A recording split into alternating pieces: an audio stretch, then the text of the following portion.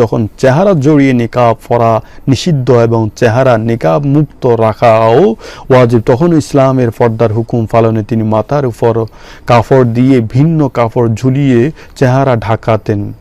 সুবহানাল্লাহ। এই সম্পর্কে স্বয়ং আসমা বিনতে আবু বকর রাদিয়াল্লাহু আনহা বলেন, আমরা পুরুষদের সামনে মুখমণ্ডল আবৃত করে রাখতাম। মুস্তাদরাকে হাকিমের মধ্যে এইভাবে উল্লেখ করা হয়েছে, আমরা এইভাবেই চলাফেরা করতাম, আল্লাহকে সব সময় সদা সর্বদাই ভয় করে চলতাম। এছাড়া আসমা বিনতে রাদিয়াল্লাহু আনহা এর সাথে অন্য মহিলারাও চেহারা ঢেকে পর্দা করতেন। এই সম্পর্কে ফাতেমা বিনতে মুনজির রাদিয়াল্লাহু আনহা বলেন, আমরা আসমা বিনতে আবু বকর রাদিয়াল্লাহু আনহা এর সাথে ইহরাম অবস্থায় থাকা কালে আমাদের মুখমণ্ডল ঢেকে রাখতাম। কথা বুঝতে পেরেছেন? মুখমণ্ডল ঢাকার ব্যাপারে কত বেশি জোর দেওয়া হয়েছে। আর আমরা বলে থাকি মুখমণ্ডল না ঢাকলে হবে, এটা পর্দার অন্তর্ভুক্ত নয়, এটাকে এত গুরুত্ব দিই না। দেখেন